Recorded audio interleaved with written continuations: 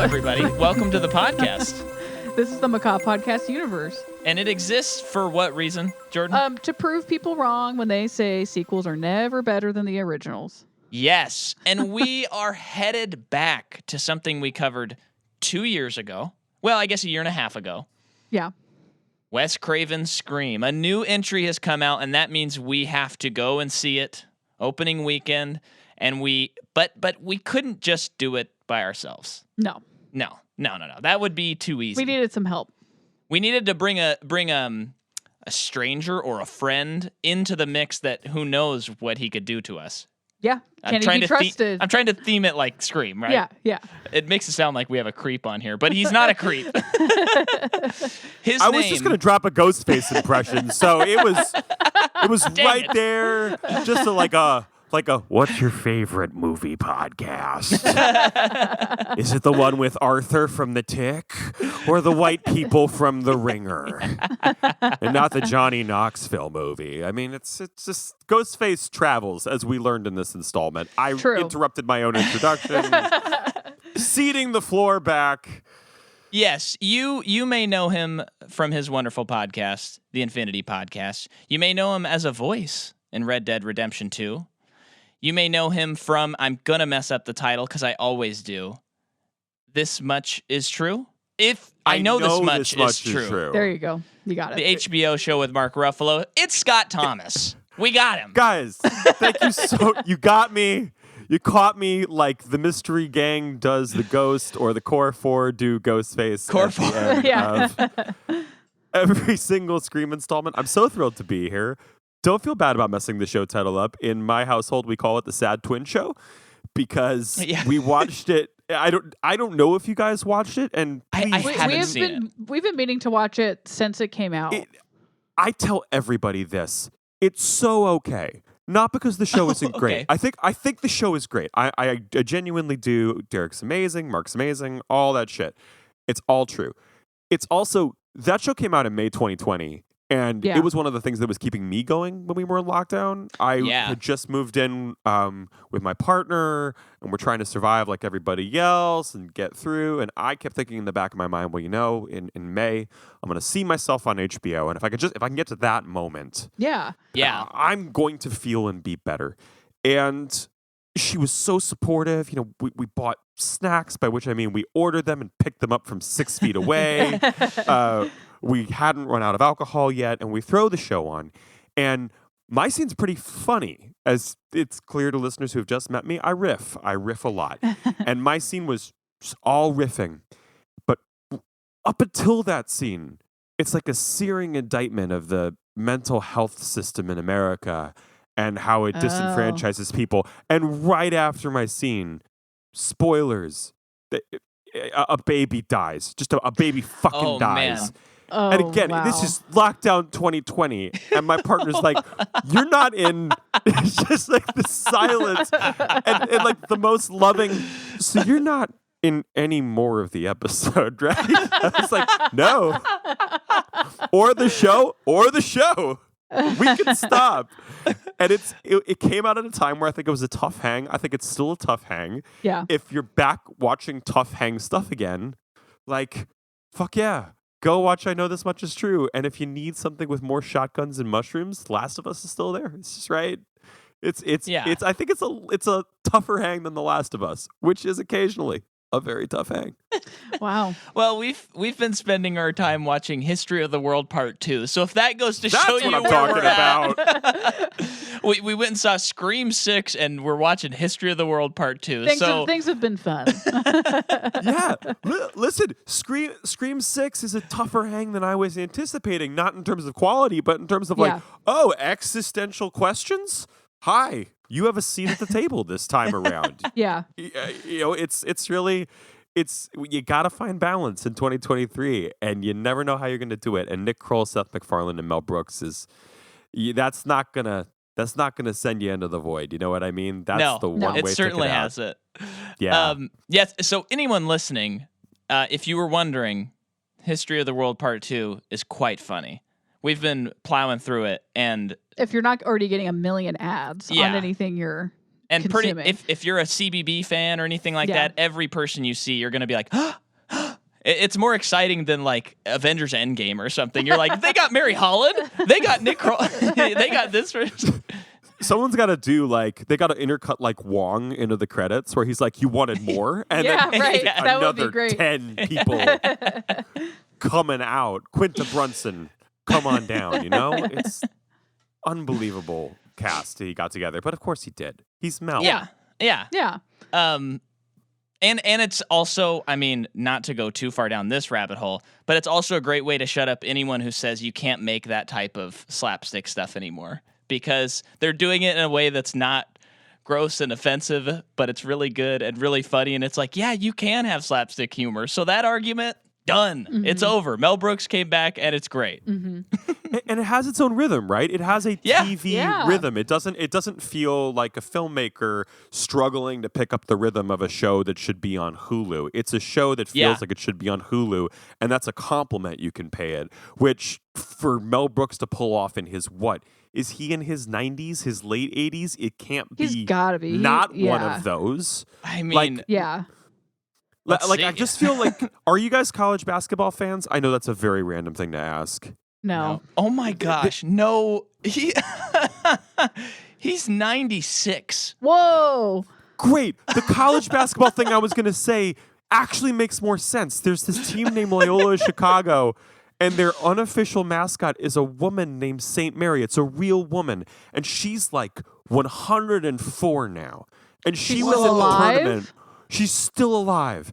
And she was at the latest tournament watching the game, or maybe asleep. I don't know. My cat sleeps with its eyes open. I don't put it past Sister Mary. At 104. But I was thinking, watching History of the World, I'm like, he's Sister Mary age. Like he's 8 years off, but that's this guy basically pulling off a new filmmaking form, right? Admittedly with old material, but that's unbelievable. That's a flex on a whole nother level. Yeah. So we got our History of the World out there. But hey, talk about this for a segue. Speaking of history, tell us about your history with Scream. Nice. Oh man. It's so weird but so on brand that the first place I go back to is the soundtracks of all things. I've loved these movies since moment one, but I think what's fascinating about this franchise, both emotionally for me and just generally, is they're such time capsules. They are such time capsules of the trends that are going on in horror. They're trends of the generations, right? You're casting iconic young people, and now in this new requel era, bringing them back and having them reckon with the sins or joys of their youth, however you want to think about it. I grew up with the Scream and Scream 3 albums specifically. Don't know what happened with Scream 2. I don't have a good answer for that. I will never forget that Creed executive produced and released the Scream 3 album all on their own. It is a wind-up record showcase, and that also speaks volumes about Scream 3. I think we can... The correlation between Creed and Scream 3, that's just a one of one. I love these movies. The original Scream in particular for me is something of an artistic touchstone. I think I couldn't tell you where it fell in my slasher watching. I feel in my memory like I almost got all the good ones at once. Like it was, I caught Halloween pretty early, and I caught Scream right after it got out of theaters because it came out in 96 and I was 11. And so I found my way to it the way a lot of kids do, Blockbuster Video, the right teller, an unobservant parent. But that meant it was really at a formative age for me. And I think, I don't know about your guys' experience, and I'll be very curious to hear it too. It's such a 90s film, and I was such a 90s kid, that burgeoning horror fan in me hitting something that so channeled a very specific energy of a time was like having my brain expanded. And I even know that as a performer, I have evolved, if it's not, again, clear from 5 minutes of me talking to him, like I'm a fairly hyperbolic person, very high energy.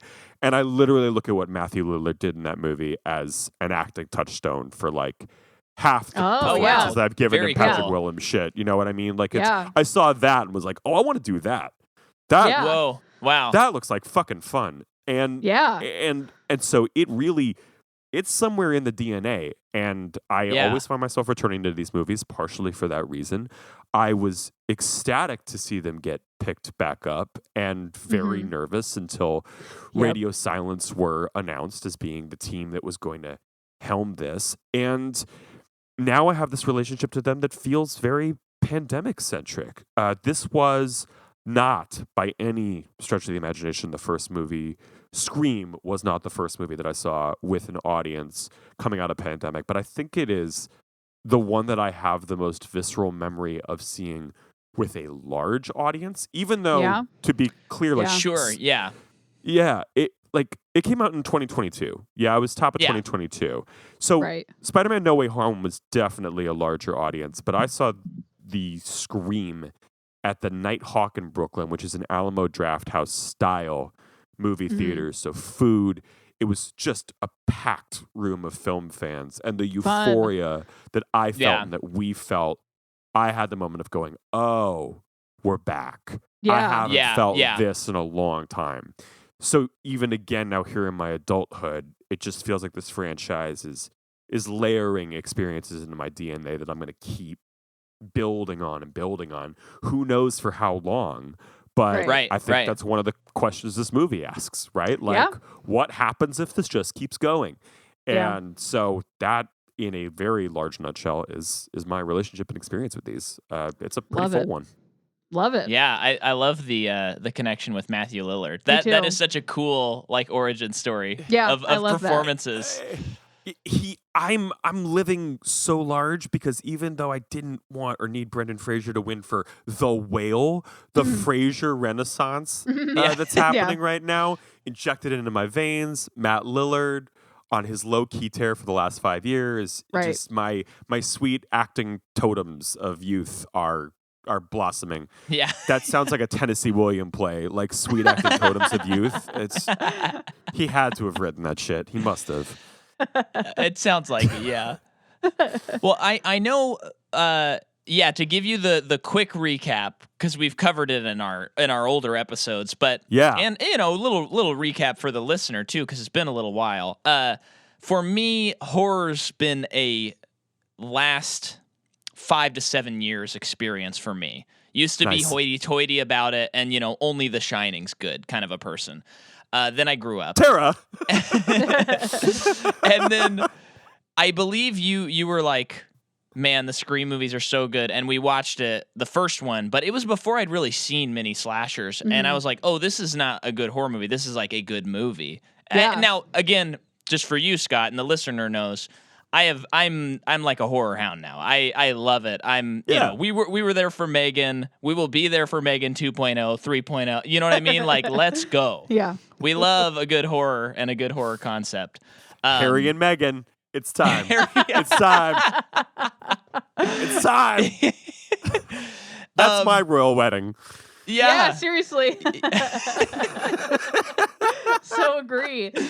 So I feel like, especially in the last few years, I think you and I both, even though you've always been a horror fan, you and I both have been filling in a lot of our slasher gaps. I mean, we watched Chucky for the first time like 3 weeks ago. Yeah. So, we're filling in a lot of those gaps. I grew up watching Scream. Well, up meaning like early high school, got into Scream, and then I think it's Scream. People who've listened to our other episodes will probably remember this better than me. I think it was Scream.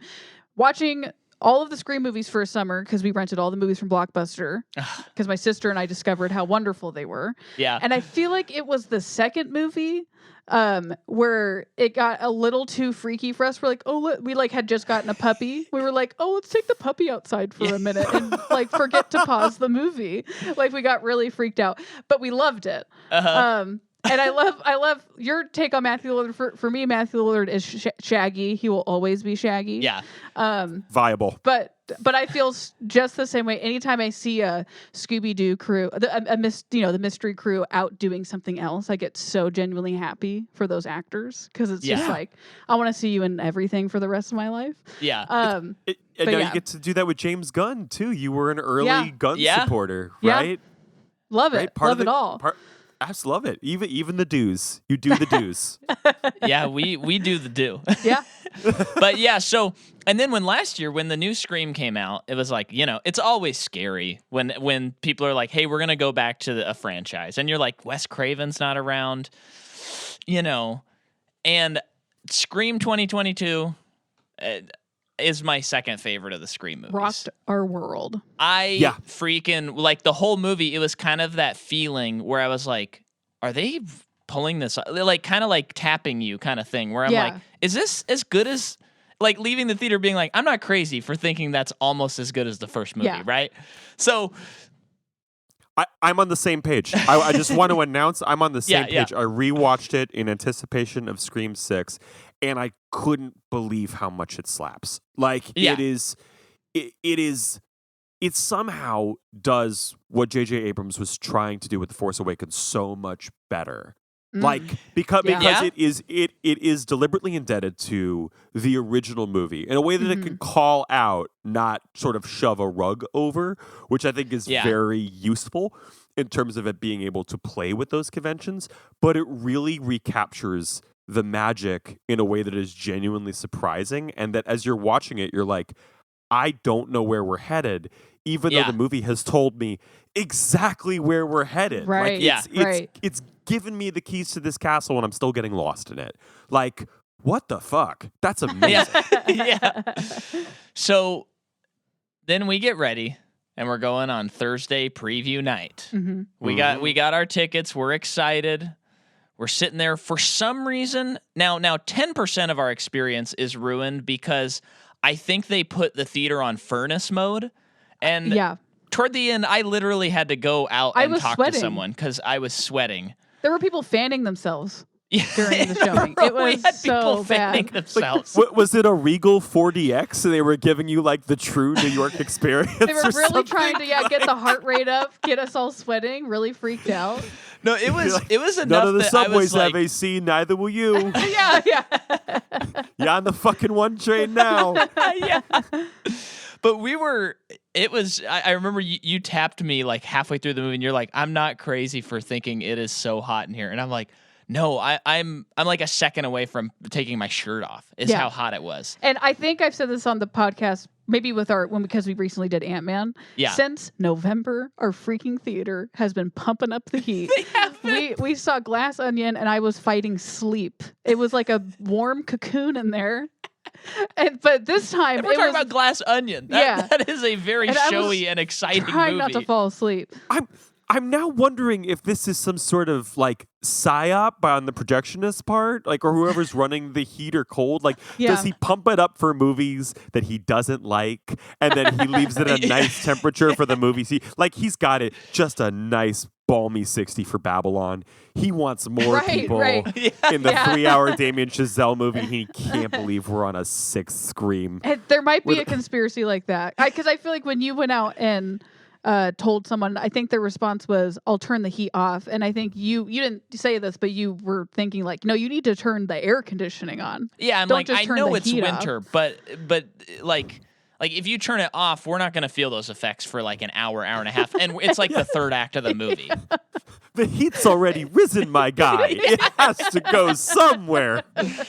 But now I know it's like every time you go to the theaters, you just learn something else that you can't handle anymore. So now I know if it's hot during the previews, I'm going out and I'm complaining. Do it early. Telling them to blast. This is the AMC Nicole Kidman sequel I want. I want it to be the exact same speech, but it's too hot in the theater. And she just starts sweating buckets. Maybe she passes out. Maybe her face melts a la Raiders of the Lost Ark. That last, because here they are. It's just all dripping off She's her. just melting. She's just melting. AMC. But, yeah, so we watched it. And I gotta say, I'm a little mixed on this movie. But, my friend, here's my hope. When we covered Scream 4, it was the second time I'd seen it, and I was like, man, I think I kind of like it, kind of don't. By the end of our episode, we had 2 great guests on, and I realized that it was the second best Scream movie after their argument. And I am hoping, Scott, I don't want to put too much pressure on you, but I got a vibe from what you're throwing down. I'm hoping by the end I go, oh, this is not the second to the least of the movies. This is like the third best or so. I think that is where I'm at with it. And I have to tell you, I was nervous too because we will get into this. I also rewatched Ready or Not right before I got on here because I had this feeling like burgeoning in my chest that Scream 6 is Radio Silence's most difficult movie. Not necessarily their best or worst, but the movie that they are having the most difficulty making, the movie that is most difficult for their audience, and their movies are not difficult. Like, we are 4 feature films and several shorts into the Radio Silence experience, and they make, I think, the closest thing to comfort horror movies that I've ever experienced as a viewer, which is not to say they aren't really hard to get through at times. They're very good at little moments that are excruciating, but they are usually cathartic in a way that really brings joy to a degree that I think Scream 6 doesn't by design. It's after something a little different than their other films. And I now can't wait to watch it again / talk about it with you guys because I got so thrown by that experience. And the more I thought about it, the more I thought, I don't think this is a failing on the movie's part. I think this is the movie doing exactly what it wants to do. The question is, how do I feel about that? And how will I feel about it as I talk about it? But I think they did what they wanted to. I can't stop thinking about it, honestly. Yeah. I've had this and college basketball on the brain. St. Mary is just running. I'm like, how does she do it? How does she do it? The next Scream should take place at the NCAA tournament. Sister Mary gets a phone call. Is this Sister Mary? And she just falls asleep. Cut to credits. Movies are 90 minutes or 3 hours. This is the tight 5. I'm super into it. Super into it. So what about you, Jordan? Set the table for you. Mind you, it was 80 degrees in the theater. So I do think you do have... there's a lot you're probably going to say that will be like, oh yeah, I was blinking away sweat out of my eyes right there. When that part happened. I borderline didn't like this movie, and I was pretty after we saw the movie, we went home. I think I was like done for the night. I was a little bummed about it. I was like, just let me read War and Peace and go to bed. And she is being literal, fans. She's currently reading War and Peace. So. Yeah, so I was like, I need a hard change of pace. So that's where I'm at. I in terms of like the movie looks great, people were great in it. Yeah. It's just what they were going. For me, it felt like they didn't know what not that they didn't know, that they had their thesis, they had their thing, but I just don't see that they accomplished it. Yeah. Here's my question. My question right off the bat. Yeah. Take us there. Is this an okay Scream movie that is also a really good movie? Because for my money, I don't know that the Scream stuff is super successful. And I don't know if the Scream stuff is what they wanted to be successful. Like, this is a weird thing to say, but I kept seeing those advanced reviews that drop, which you got to take with like an Infinity Stone sized grain of salt. You just... Anytime you see those first reviews drop from that crop of critics, you're like, it's going to have 4 exclamation points and the easiest possible talking point, and it's probably not going to make sense. And the one I kept seeing come up was, this is a love letter to the franchise. And I got out of Scream 6, I was like, in the words of Natasha Lyonne on Poker Face, I call bullshit. Absolutely not. I think this movie is like... Yeah, I don't think so. Yeah. I don't think so. And I think that makes it kind of disappointing as a Scream movie because, especially because Scream 5 is so obviously in love with the Scream movies. Yes. It adores them. Yes. And this movie, very much by design, don't give a fuck about movies. It's like right there in the opening sequence, right? There's which is really actually the scene that I cannot stop thinking about from the movie. Yes. Yeah. Yes. That's some shit. Like we start with the obligatory famous celebrity getting killed off. It's radio silent stalwart Samara Weaving.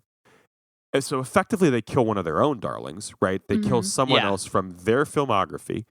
We reveal the killer to be another celebrity, and we're like, oh shit, are we going to do a Ghostface POV? Is that why this one's different? Yeah. Are we just getting rid of the mystery from moment one? And I was kind of like strapped in for that. We get to the apartment. We get the Ghostface call. Again, I'm like, oh, it's been a fake out. But then it's that moment where he's describing the killing of Ghostface as I think it's a giallo slasher, plays in the background, one where a woman is getting brutalized, right? Yeah. And he talks about how she just became meat. And we see this guy who's inundated from watching horror movies, as we, the audience, are in our 6th Scream movie. Yeah. And he's fucking numb. He's an extension of Richie, the guy who cared about movies, and they've just kept going. And he is the worst possible Ghostface we could get. Yeah. And then we off his ass with a who gives a fuck about movies. And I think like there's the push and pull between this movie. Oh, like you're already making some convincing arguments. Almost nobody in this movie likes the stab movies. It's just Mindy. It's just Mindy, right? It's Mindy and maybe Kirby. But that scene didn't really work for me because I'm like, the heart of this movie, don't give a shit about these movies. Like I feel like it's like radio silence kind of going like, if we're going to keep making these, if these are going to keep coming out, why the fuck do we do it? Like, what is really the point of continuing to do this? And I think the movie answers it in the last 5 minutes. Right. The same way the last 5 minutes of Ready or Not completely retcons what came before.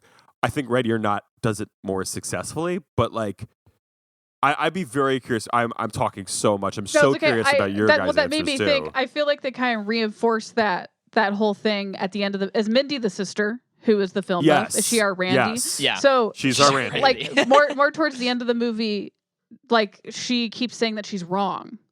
Yep. Like over and over and over again. So I think that kind of reinforces what you're saying, where it's like they're saying like no one cares about movies and this.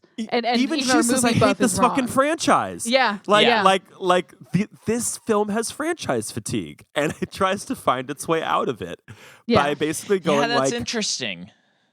Which is why I think, obviously we're diving into spoilers here, but it's the part I struggle with most and the thing I love the most, which is that our sweet boy, Chad, lives. That he lives. Yeah. Because this movie loves its characters. And it's like, if we're going to keep doing IP and we're going to keep doing it, it's going to be the Fast and the Furious. The Fast and the Furious and Scream are handshaking at the end of this movie. They don't have friends. They have family. Like, that's that's it now. They're like, every other Scream movie has taken its cast and it's been like, who's going to make it? Right. And it's killed off more and more each time. And Sydney, Gail, Dewey, they were kind of a found family, but not really, right? Like there wasn't a sense of them going on together. They were always at disparate ends, pulled back into Woodsboro. And this movie starts with the core four having gone, we're going to go into New York together and continuing on together. And that's just an entirely different ethos from what the Scream movies have technically been. Family's been an albatross that hangs over the neck of the franchise. That is the reason it keeps having installments pop up, and this time it feels like a choice. And in that way, it's a very different movie. It's just really not a classic Scream movie. There's like a little bit of Last Jedi going on, but it also doesn't actually want to burn everything because it refuses to not be a Scream movie. Right. And there I think it struggles because I'm sort of like, I don't know that it wants to do that. I don't know that it actually wants to be a Scream movie. Yeah. Yeah. Well, I think, half of the fun of the Scream movies for me, and no surprise, we host a movie podcast, is the movie analogs that they go through. Yeah. And, one of my Scream 3 is my least favorite. And one of the big reasons is because the Creed one. that movie, like the trilogy takes that it has are like not really accurate to trilogies. That's like one of my big qualms with that movie, which seems like such a nerdy snobbery thing to say. Hey, the movies are nerdy. But they are. Yes, they are. Yeah. And so this movie, like when she started explaining the rules, I was kind of like, huh. This brings no movies to mind, the rules you're mentioning, except for other Scream movies where, everyone can get killed. And I feel like movie-wise, there was no actual like commentary on series in this movie. Maybe there's a commentary about Scream. Yeah. But I don't, and I also don't feel like we have enough examples of movies that have sequels to the legacy sequel. Because all I think of is The Last Jedi, basically. And it's like, this is not The Last Jedi. You know what I mean? And if anything, they kind of painted themselves into a corner in a good way by dealing with The Last Jedi in the last movie, right? Yeah. Like, effectively, Stab 8 was the last Jedi of that in-film franchise. And so you can't really go make Scream 6 the last Jedi of this one, because effectively you've already walked over that ground. And I completely agree with you. And I hadn't thought about how clear that is. There are no real rules being given because Mindy's argument is, well, we're just in IP land now. So we just find reasons to keep this going as opposed to having a very specific thing to tread on and build something off of. We don't really have that now. We are, to keep the Fast and Furious analogy going, like, who can the bad guy be this time? Oh, shit. Jason Momoa was a part of the family whose safe Dom stole back in Fast 5. Let's go back and fill it. And now you're going to pay for what you did to my family. Like, that's kind of literally what happens here in a way. Yeah. It is. It very much is. To not even kid around. It's sort of what happens here. It's Richie's family now, baby. Like, it's so I think you're right. It doesn't have that guiding compass that the other ones so clearly have. And it's not even like, as you're saying with Scream 3, where they had the compass and they did a shit job with it. It doesn't really have the compass at all. And it feels like, and again, I want to be convinced that I'm wrong, okay? So I want to love this movie. There's no part of me that wants to dislike a Scream movie. Well, and I wouldn't say I disliked it. I mean, You're on the fence. No Scream movie doesn't have at least like 2 or 3 sequences where it's like, well, that's worth the price of admission alone. Yeah. I mean, the tram, spoken like a West Coast person, the subway scene is pretty freaking awesome. I love that scene. But we'll talk about that more in detail. What I wanted to say though is it feels like they don't have a guiding compass for 6, and they also are not intentionally not having a guiding compass. I think that's where it like I think we can kind of come up with like, oh yeah, he's saying Stabner was like meat, so this movie's like meat in the franchise. It's just like another one. But it doesn't feel like they're actually trying to make that statement. That sounds like a cool read that we have. Yeah, but maybe I'm wrong. I don't know. Yeah. No, but I think you raise a point. I think what this actually feels like is a compass shift of a movie. I don't think the compass has shifted by the time this movie starts. It sort of feels like if they were to make a Scream 7, and if they were, just put the 7 in place of the S. That's all I'm asking. Like, that's how that's how we're spelling Scream this time around. Yeah. It feels like by 7 the compass would be pointed somewhere genuinely different. And it sort of feels like this is the transitional movie in a lot of ways. And I think here's a thing that I loved about it, and a thing that I had an issue with, and like I think it gets to your point, which is like this is a decent New York movie without being an amazing New York movie. And they didn't shoot a lot in New York. It's not like they were using the city. Canada is cheaper, free healthcare. I get it. We're down. We salute. Go Blue Jays. But and like some of the New York details are exquisite. The apartments are exquisite. Those are New York apartments. Those are college New York apartments. That is an ace detail. Those little too cramped hallways and production design, not expanding them for camera's ease. Get down with your bad self. That is some great New York shit. The deli, the one train, great New York shit. Everything else, tell me the movie takes place in New York? Question mark. I don't think so. And it even that setting holds a little bit of the same ambivalence that you're describing, right? Some of it is amazing, and some of it could be anywhere in the world, to quote Canadian band Alex is on Fire. You know what I mean? Shouts to Canada.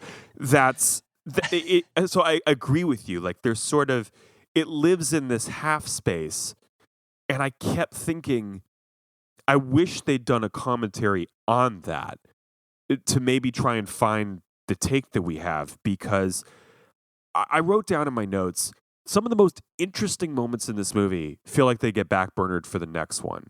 Like, I don't know about you guys. Okay. Did you think in the third act we were going to go, not Sam and Tara are the killers, but Sam and Tara give in and are kind of genuinely remorseless? I thought there was a very clear moment of Tara actually enjoying putting that knife into poor white avatar boy's mouth and twisting. And we already know Sam gets some satisfaction. And the movie seems to set up that idea with her in her psychiatrist's office going, honestly, it felt right. This didn't feel wrong to me. And I was like, oh, are we going to go there? And then we only half go there. Yeah. And I kept thinking, well, that's the thing about franchises, right? You always got to save something for the next one.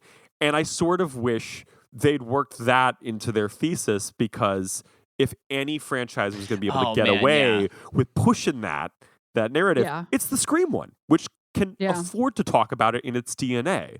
But Micah, kind of like what you were saying, it doesn't really do that. It doesn't really go that full, or maybe it does, and on a second viewing that'll become clear.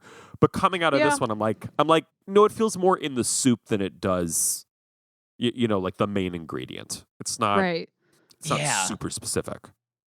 Yeah, that makes me hope that by the next movie they can go with that more and push it more, because I think because their thesis wasn't really working for me in this movie, because I feel like there was a lack of one. It's almost like when Mindy's saying like it could be anybody, and it's like then it could be Sam. And like maybe making us question it a little bit more would have been maybe for me personally like a little bit more interesting. But I understand. Man, it's just so tough, especially if they push it even harder. But by the end of the movie, we're not sure where we lie on it, so that we have the third movie to completely explore it. Well, it makes me think the things you are both saying make me feel like this is a movie that I like. Okay, it's fun. I will probably rewatch it. It's Scream, still scary, still good. But if they write the next movie well and really do it well, it'll be that experience that I think probably everyone had when they saw Endgame, and it was flashing back to Thor: The Dark World, and you were like, oh wait, is this movie actually good? And I just like forgot or something. Yeah. Like I feel like Scream 7, and even a bigger chance where it could kind of be like, the take could be like, hey, we left all of these things dangling, and now we have to like wrap it up in a way that's satisfying, but that's not possible. We all saw Rise of Skywalker or something like that, you know? I mean, you know, honestly, there's always that, this is just popping in my head right now. There's always that that fan theory that Matthew Lillard should come back. Yeah. Yeah. Which I hate. I hate that, because it's like, don't just like kill that movie. Like, I love what he did and all that, but if you compared your movie to the Emperor in Rise of Skywalker in the next one, you could bring Matthew Lillard back in a way that would satisfy me. Listen, like every Scream movie is a somehow Palpatine return, because somehow Ghostface returns, but that would really be the somehow Palpatine return of these movies. You're 100% right. Like, if like Stu comes back. If you directors want to take that, you don't even have to cite me. I'll just happily watch it and be like, cool, they heard the Macabre Podcast universe. Well, I get what you're saying about that, Micah, like why you wouldn't like him coming back. But for me, it's like, I don't know, it's Scream. They usually know why they're doing it. Yeah. So I would be fine with it. I trust it. Yeah. But that's interesting. Well, and I think to your point too, like, the mystery what's interesting about pitching like Matthew Lillard coming back is it probably wouldn't be a very good whodunit. It would be fun franchise stuff, but as we outlined in Scream 5, right? Mindy lays it plain. Like Scream, if you're returning to its roots, is a mystery whodunit as much as it is a slasher. The question is, who is it under that mask? Is that reveal going to be interesting or great? And I think this was the Scream movie. I want to, only half tap myself on the back because I got 2 of the 3 right, and I didn't have the third. But I had Quinn and her dad pegged in about the first 15 minutes. Really? Oh wow! Really? Nice. It was the moment. So probably more like 30. Let me hold myself in humility here. But when we saw Quinn and Ghostface in the bedroom, and we did not see her die, I was like, yep. Totally. There it is. Totally. Because they always show it because it's a slasher. They would show it. I should have known. You got to see him die. And I'm like, it's probably dad. And then when he comes out and goes, all my children are gone, I'm like, we didn't know you had a second child. That's going to be relevant. So I was like, oh, it's probably Richie or it's someone. And I just didn't have younger brother pegged. I thought he was genuinely going to be a nice guy, but there was only one genuinely nice guy in this movie, and he's yoked. Yeah. What can I say? There's two. There's Chad and Josh Segura. I'm just going to call him Josh Segura because he plays Josh Segura in this movie. Yes, he does. It used to be nice guys finish last. Now nice guys finish yoked. Like they just, I don't know what happened. Somebody call Billy Joe Armstrong. Give him the update. Speaking of Josh, when we walked out of the theater, I had only seen this man in She-Hulk. Yes. And I was like, hey, Jordan, I know we need to discuss this movie and everything, but I guess that guy is just like that and always perpetually has an eyebrow up. This is like eyebrow up. This is like the shoulders third thing for I've seen days. him in. So I think by this point it's like, oh, cool, we got this guy in it. And that's kind of how I felt. He is like, and this is not me. I enjoy both of those performances actually quite a bit. But it's like, oh, this guy is doofy. He is so doofy. And I thought he was like acting in She-Hulk, but he's doing the same thing in this movie. Yes. And I'm for it. Like, yeah. Like I more power to you. You're welcome on the pod anytime, my friend. But that was the most shocking thing out of this whole movie. Listen, like Josh Segura and Jason Momoa, happy bros road comedy when just oh my gosh. just Yeah, two dudes being dudes, probably saying the word boom and bet a lot. Like it's just it's a vibe and it works. It's why he's a very good Gen Z star. There are plenty of movie stars who have played themselves before, but sometimes it's been more of a personality than a vibe. And I think with him, it really is a vibe. Like he comes in kind of as the half point between like early Keanu and now Jason Momoa.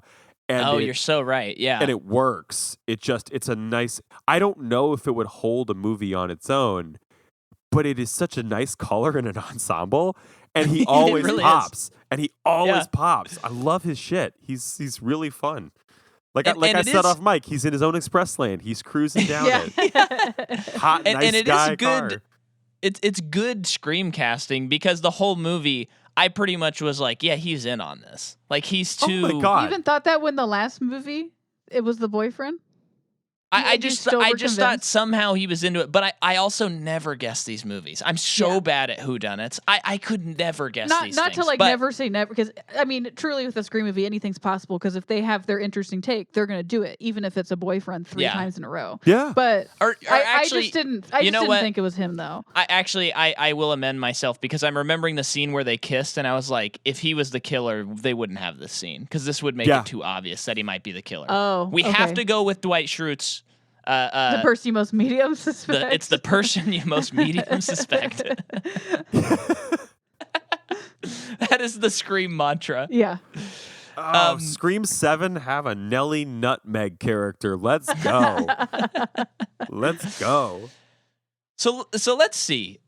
Just to hit it real quick, because there's actually not a lot of production stuff here. But once again, this is like the same crew as the last movie, directed by Matt Bettinelli Olpen and Tyler Gillett. You might know. Do you know? I actually don't. I don't know how many Infinity Podcast episodes you've heard, but I usually butcher names. And when I'm in danger of doing it, I just call the person Matthew McConaughey. So I'm thrilled Matthew McConaughey co-directed this movie. Mazel tov. Yeah. Yeah. It's written by James Vanderbilt and Guy Busick. The cinematographer is Brett Jetkiewicz. And the music is by Brian Tyler. And then newcomer to the franchise, Sven Falconer. And then it came out last week. Budget 33 to 35. It's already open to the franchise's best opening. So I think we're just days away. By the time this episode comes out, I'll be surprised if they haven't announced that Scream 7 is happening. Totally. Yeah.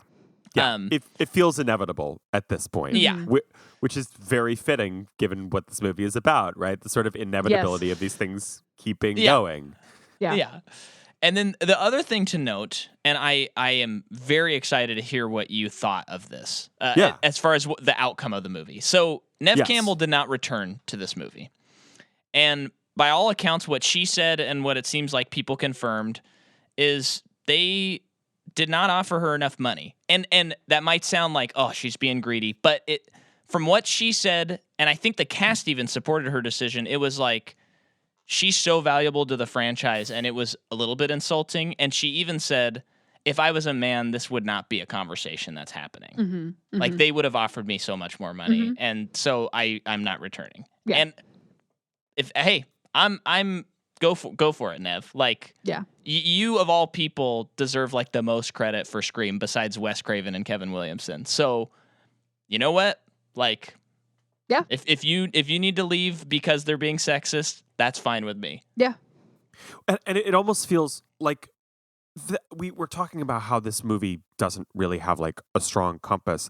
And I sort of wonder if that was the compass, right? Because I don't, very clearly based on these discussions, she was supposed to be a part of it, right? You wouldn't offer her a role, offer her the opportunity if you don't have some story in mind. Totally. And I thought it was so interesting that they gave her her happy ending. And that is basically what they then do for all the characters, right? They're like, the fuck all of continuing to bring these guys back is it means someone's not going to get into right off into the sunset. Someone's going to have to go down. And if we keep making this, we're just going to keep watching people we love slowly drop off this train to their doom and death. And that doesn't happen for any of the characters we care about at all. Like, that sort of, more than anything, seems to have been the kind of guiding light of the project. Well, if Sydney gets her happy ending and Neve walks away because she deserves to, because it was our fuck up, then Gail gets through. And Mason, and Chad gets through, and Mindy gets through, and Tara gets through, and Sam gets through. And this one, we just all walk away. We all literally walk away into the sunset. We do it. We lose really one character we are meant to love in the movie because you sort of have to bring in stakes. But even then, that was the thing I felt guilty about. I've seen a lot of people talking about that ladder set piece, and I think it's unbelievably well executed. But that was a great scene. It's a great scene. But I also remember thinking, I was like, you haven't given me enough reason yet to love this character outside of who she is through the eyes of Mindy for this to hit the way it's supposed to hit. Right. And it seems at odds with, again, the rest of the movie's ethos. So this continued mix of like, God, it's great. It's non-specific. It's non-specific. To your other point, though, two things I'll say. One, I'm Team Neve all the way. It was really refreshing at the Oscars last night to hear so many people mention their mothers and talk about motherhood, which seems like a pivot, but I think where it connects is we're talking about women more, not just because women talking won the screenplay, but we are actually in these public discourses discussing what women mean to entertainment, to the survival of humanity, to humanity itself. and we are examining equal rights as much through that lens as how equal rights get subverted all the time in instances like this. If anywhere is supposed to be more female forward, it's Hollywood. It's a franchise that has rid or died on its women, right? You can name all the women in the Scream movies faster than you can the men, and that's nothing against the men. Love the men of this franchise. The women have carried it. Sydney has carried it. Courtney has carried it. We brought Kirby Reed back. Hayden Panettiere came back. You know what I mean? Marley Shelton. There's been so many great ones, and even here, there was an issue, and it felt really vibrant seeing that issue this weekend on screen contrast with Jamie Lee Curtis getting her Oscar, right? Yeah. For all the horror people that have carried me through, that's Neve Campbell. That's Neve, right? Yeah. So I thought that absolutely mattered. The only other production thing I wanted to mention, because it fascinates me to no end, how familiar are we with James Vanderbilt as a writer? Do we know James? You have to bullet point me here. He's not a off the dome guy. Let's get weird. Let's get weird. I've got it. I've got it in front of me. Let's go. Okay. Darkness Falls, the movie where the Tooth Fairy is the bad guy. Oh, and haven't seen. I did not see that, but I remember evil that. ghost called the Tooth Fairy. It's okay. Basic. The John Travolta movie about a whodunit investigation in an army base. Nasty little movie, better than you'd think. The Rundown. Okay. Awesome movie, right? The Rock, Christopher Walken, Sean William Scott, maybe one of the 5 best rock movies. Jumps from there to Zodiac. He is the writer. He's a writer on Zodiac. He's the writer. The screenplay? He's the credited writer of Zodiac. No way. So he wrote the best David Fincher movie. He wrote the best David Fincher movie. Just some other highlights. The Andrew Garfield Amazing Spider-Man movies. Both? Adam Sandler's Murder Mystery. And these. Honestly, that's a great career. I would take that career any day. It's a low-key incredible career.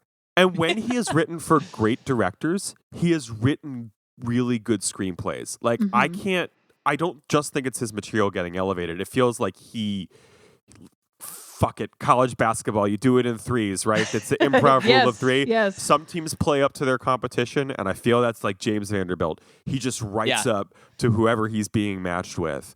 And I can't think of any other writer who is that way.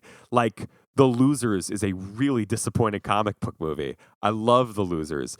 And somehow he writes the best David Fincher movie. He writes both these Screams, which feel like the product of 2 different writers. I would not, absolutely. I would not think the same guy wrote the script.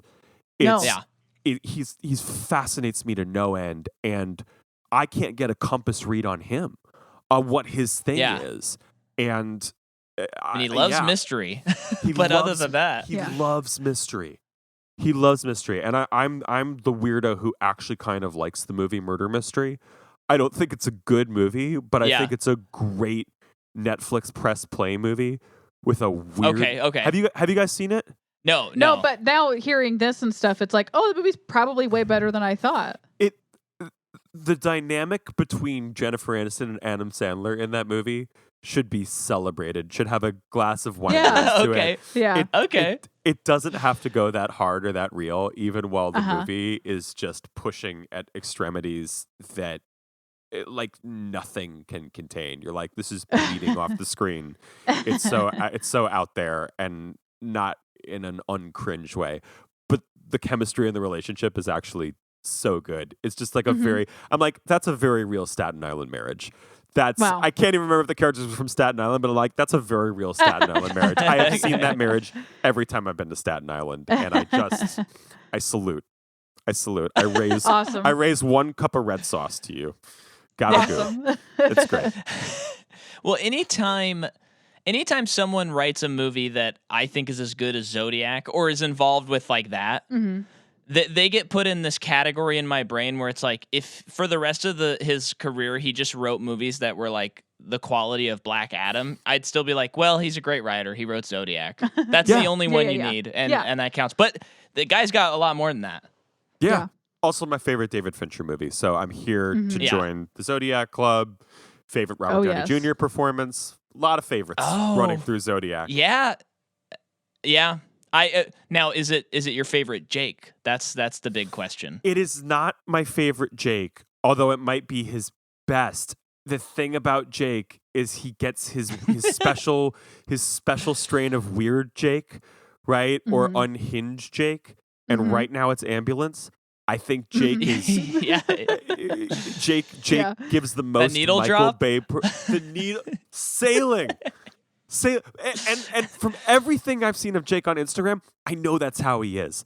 I know that that is what Jake is doing in his so many Uber drivers have taken Jake Gyllenhaal somewhere, and he's been singing something in the back of their car with headphones on. I would bet every dollar in my bank account on it. Yeah. It's so real. He gets Michael Bay on a beautiful level in that film. And oh my gosh, totally. I'm obsessed. The scene in that movie when he's trying to convince Yaya to do the job, and the camera is just spinning and spinning and spinning, and Jake is going nuts. I was like, this movie's bananas.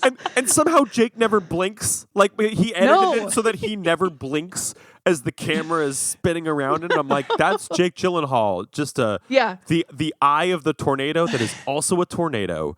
Yes. I mean, honestly, I'm kind of low key hoping for like a De Niro Scorsese team up for the next 5 Michael Bay movies, where it's like, oh yeah, Jake Gyllenhaal is just in these now. Since you guys said you like weird tangents, can I tell you the story of the time I saw Ambulance? Because I truly have a story for the ages. So Micah, when you were on the Infinity Podcast, I don't think I could share this, and I'm 95% sure I can share this now. So, oops if I'm making a mistake. But this time last year, like literally a year ago, I was in Thailand making a movie called True Love that comes out in October. It's the new Garth Edwards movie. It's very, very large and wild and crazy. Yeah, I may make the final cut of it. We shall see. Whoa. And I flew out there to do the movie. And I was in my sandbox quarantine stage, and I was very, very jet lagged, trying to figure out what to do with myself that would take minimal effort but keep me awake, fight through the jet lag. And I was in a part of Bangkok before I got to set that had these massive malls, just these incredible malls. And one of them was this very 5-star mall, every luxury brand you could think of under the sun. And at the bottom floor of this mall, there's an advertisement for a movie theater on the top floor. I'm like, oh, well, cool. Ambulance? Ambulance was coming out in April in the States, but this is the second week of March, and they've got it. I'm like, oh, wow. Shit. Heck yeah. Holy shit, I can go see Ambulance. Yeah. Fuck yeah. So I go up to the 5th floor of this mall. They've got original statues by Cause there. So those are worth millions of dollars. I'm like, wow. What the fuck is this mall? This is weird. You're going up into the Glass Onion right now. Literally, the Mona Lisa's over there.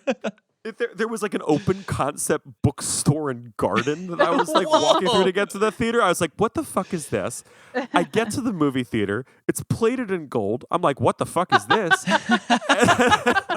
Go up and I'm like, hey, one for Ambulance. They're like, okay, go on in. And I ran my Apple Pay and I saw the number come up, and in my head I'm like, that was large. That's a large number, but conversion rate's different here. Wait, let me do the math. $60. Did I just pay $60 to see Ambulance? I just paid $60. What? Why the fuck did I just pay $60 to see the movie Ambulance? What is going on? I get into the theater. Every theater is a bed. Every theater is a bed. The way that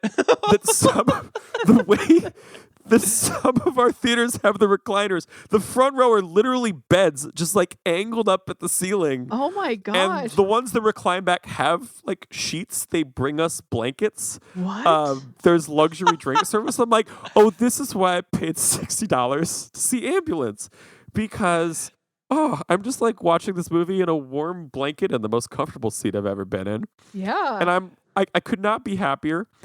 And then an anthem starts playing on behalf of whoever rules Thailand. And Whoa. I look around and everyone has thrown off their blankets and they are saluting. And I'm like, oh shit. So I jump up and I salute. And as I'm doing that, I'm like, is this a good thing? Wait, what? I didn't do my research as to what the government of Thailand is like and what this man's relationship to the people is, and I don't know how to feel about this. I later found out that had I not jumped up, I could have been arrested. Whoa. And I can confirm that there were people who came in for the anthem and were watching. No way. Just to recap, saw Ambulance in Thailand 2 weeks before it came out in the States. Paid $60 for it. Did it in a bed and almost got arrested for not saluting because I was just vibing on my bed pre-ambulance. I will never forget seeing Ambulance as long as I live. So, I mean, was it worth the money? Oh, I think Ambulance is worth $60. I loved Ambulance. I love it so much. Probably the most unique theater experience I've ever heard. I'm not sure I'll ever top it. That's crazy. And you shouldn't try because you can't. It has to be happenstance that would ever be topped. I could be in a movie that premieres in space on the moon, and if like the moon leader's anthem doesn't play, and I'm almost arrested, I'm gonna be like, nah, it's not Thailand. Nope, not the same. Sorry, not the same thing, man. That's awesome. I'm glad. I'm very glad you took us down that rabbit hole. But to close it up, yeah, seal it. I just gotta say, for our listeners and for you, Jake Gyllenhaal, favorite, and I think best, gotta be Prisoners. Okay. That's my favorite. Yeah. Detective Loki. Yeah. Yeah. For the hair alone. The hair, yeah. the hairstyle and the is blinking. Incredible. Oh, man. The blinking acting, that's next level right there. It's the internalized weird performance, right? Yeah. Like, all the weird shit in Detective Loki is contained, and you never see him harness that energy. It takes a much more normcore form, usually. And it's so good. It's so good. He's one of our treasures. I fully support that choice. Yes. What about you? And then we'll go back to Scream. It would probably be Prisoners too. Yeah. But Zodiac is like it's right close. there. It's close. But I have been very much enjoying the zany Jake we've been getting. Yeah. And Morph and Velvet Buzzsaw. Yeah. And that was a movie we didn't finish, no. but not because of him. It's not a great movie. Yeah. It's not a great. It's a great Jake Gyllenhaal performance in a pretty okay movie. Yeah. Yeah.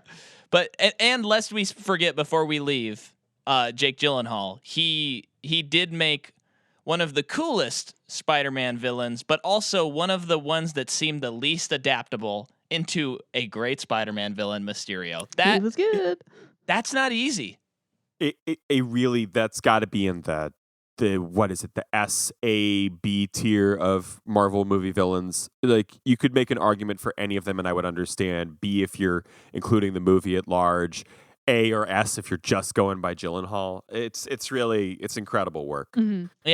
Yeah, the man rules. We love him. And hey, I know you'll never hear this or know about it, but you're welcome on the podcast anytime. You could become the third host. Nervous. Actually, yeah, Jordan would just sit there He's quietly. my celeb crush of all time. Yo, Jake's got a great burner letterboxed. Another thing I would bet every dollar in the bank on. Yeah. Jake has a really pleasant burner letterboxed. Yeah.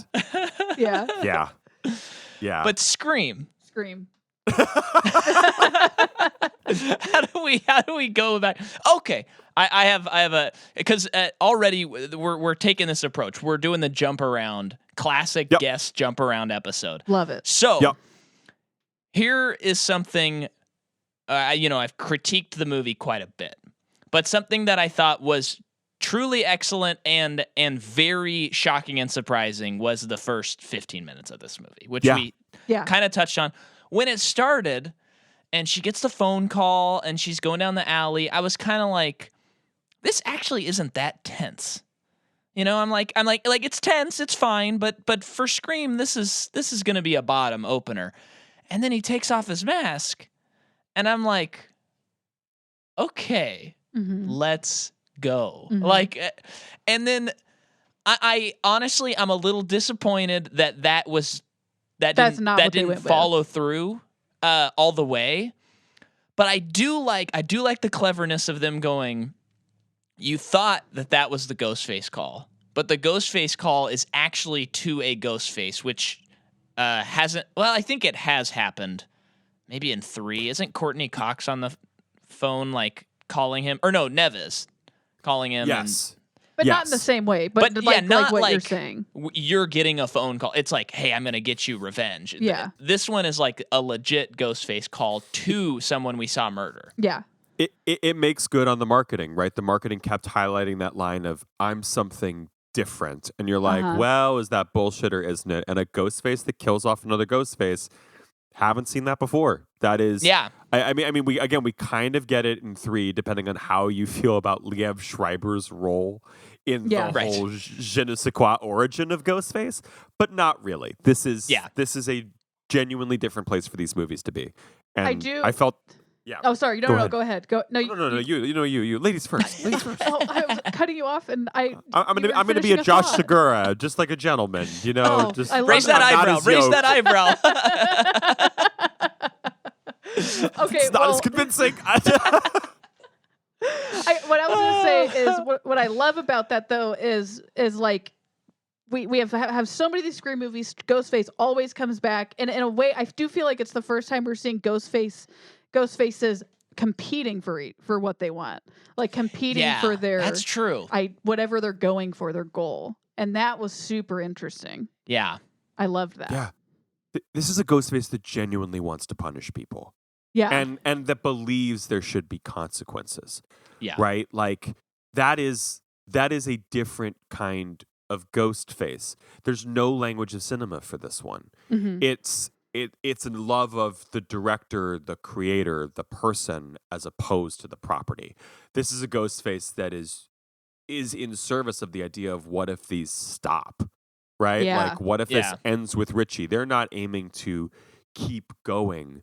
They're aiming to use the iconography that's been built up to end it, right? We're building back down to 1. We're not expanding outwards. We're resetting the clock to 0. And I'm not leaving cinematic calling cards. I'm leaving killer calling cards. It is, that was all very exciting to me because it even though it wasn't, as we've said, classic Scream, it felt in line without being reverent. It's like, okay, we're really going to give, what if there's a different motivation here? Killing is still the end game, but there's a different driving force here. Yeah. Well, and this will be a little contradictory of what you're saying, but again, we're just exploring here. The other like main thing that I wanted to discuss in this is I realized halfway through this movie, my brain shut off in one of the police scenes where they were talking about characters. When they had the whiteboard and they had all of everyone's pictures and basically the yarn going everywhere. and they're talking and I hit this moment and maybe the movie's being intentional. I would actually buy that with this, that the movie's commenting on this, where I was like, you know what? I can tell you the plot of every Marvel movie. I could probably do it with DC. I could do it with Star Wars. I could do it like, and I went, I don't know if I can keep doing this. I don't know if I can go into a new movie of any movie and go, you have to remember every single Scream movie, or you have to remember every Star Wars. I'm like, I can't keep doing this. I can't hold this mini series in my head. Mm-hmm. I have to tell you, I did think that was intentional. You do? Okay. And I agree with you because I think like that is the thing that they're wrestling with. Like, again, what if these keep going? Like we're seeing it happen with Marvel, right? Yeah. We're seeing this culture-wide burnout happen with Marvel, and everybody's litmus is at a different place. But I think they're definitely in a kind of post-imperialist pop burnout phase now. Well, what's it going to be, Ant-Man? What's exactly, right? Yeah. Time. I can give you what you want. Time. I love Jonathan Majors. This is a pro Jonathan Majors household. Same. Creed 3 forever. Absolutely. Absolutely. But again, even there's a weird example, right? Actually, because even though the Creed movies are in their own way direct continuation of the Rocky movies, there was a gear shift. We at least shifted Yeah. from Rocky to Creed, and so we don't feel like we have to keep track of the plot of the Rocky movies anymore. Right. By Creed 3, you only have to know what happened in the previous 2 Creed movies. Yeah. And not even. So in that way, you're on like the 9th or 10th installment. I'm not doing math well, but you're somewhere in the 8th to 9th. It was 9th. Yeah, you're in the 9th installment. Yeah. And you genuinely feel like you're on the 3rd. That is a relief. That's a relief because, again, there's less for you to keep track of. I think what you felt, I felt that too. I was like, oh my God, we've been here a lot. Oh my God, we have been here we have been here for 2/3 of my life, and not just my adult life, my teen life. And there's a chance we're going to still be here. And I thought the movie kind of felt that. There felt like a few moments where the movie really consciously kind of throws up its arms and goes like, yeah, man. And I don't think it's an accident that they kill off not 1 but 2 people they've made in their other movies before. I keep thinking like you could cast anybody, and yeah, it's fun to cast Samara Weaving and Henry Cavill, but if you're going to cast them both, you're making a point. You're like, no, we're gonna rip through our own filmography. We're a part of the problem. If we choose to do this, we are adding fuel to the fire. And I thought that was part of their way of holding themselves accountable, was like, people who are the stars of our other movies become meat in this one. Like, this is the inevitability here. That's a pretty good take. This is what I was hoping was going to happen, Scott. Yeah, I try. I've been thinking about this movie a lot. You're making me notch it up. I was just thinking, okay, all right. What do you think about that, though, Jordan? The franchise retention that we're required to have as viewers. So I would like to watch this movie again, and I would love to watch it with the lens of that not mattering so much because there's you already too know much. Who it is. Well, that too. Oh, that right, would be the gift of hindsight, I guess, or whatever. But 2020, from what I hear. Sure, but yeah, that would be great to go through the movie again with that lens and some of the other stuff we've talked about. I think it would change my outlook. I'm already feeling better about it because of whatever the third movie will be. I didn't not super enjoy this movie and be like, oh, it's going downhill already. I'm like, didn't enjoy it a ton, and I'm like, can't wait to see how they figure it out in the third one. It's not my faith in the series has not gone down at all. Yeah. So if anything, this has given me hope for not even how they would fix it for me, just what they're gonna do with what they've established in this movie. Yeah. If that makes sense. Yeah. It feels like a movie that will improve or lower in standing depending on what happens in the next one, which is not a massive compliment. But I also think this is, I think the thing I also loved about this movie as someone that since Southbound has been a radio silence booster. Like these guys, if I'm admitting critical bias, I just vibe with these dudes so much, and this entire production team, director's team, the whole gang that is comprised of Radio Silence, is that I think they challenged themselves on this film. I really think they tried to do something different in the sense that the catharsis that comes isn't really the catharsis of the bad guy getting theirs. That does happen, but that's not really where the release comes. The release comes from Chad being alive.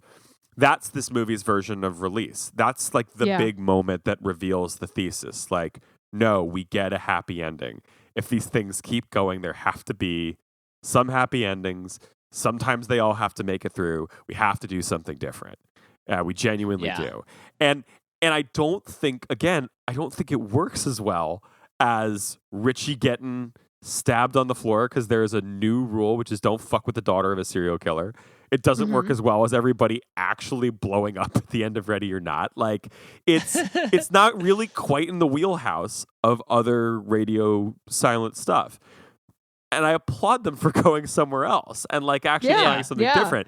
And that was the thing that I walked away going like, man, they could genuinely burn it all down in the next movie. They could go back to Scream standards, and I would just be so happy they were making another. Like, Yeah. which is Same. actually one of the highest compliments I could pay this movie is I walked away not worried about radio silence or this franchise at all. I was sort of like, yeah, now do the next one, which is, I think they're genuinely worried about a next one at the start of the movie. They're like, I don't know, guys. I'm not sure we should Scream 7. And by the end, it's like, no, I think we should Scream 7. I think we should do this. Let's do it at least one more time. Let's do it at least one more time. You see, that also gives me hope on a rewatch because keep in mind it was 80 degrees in there, and I know was we mustn't pretty forget. mad by the end of this movie for those reasons.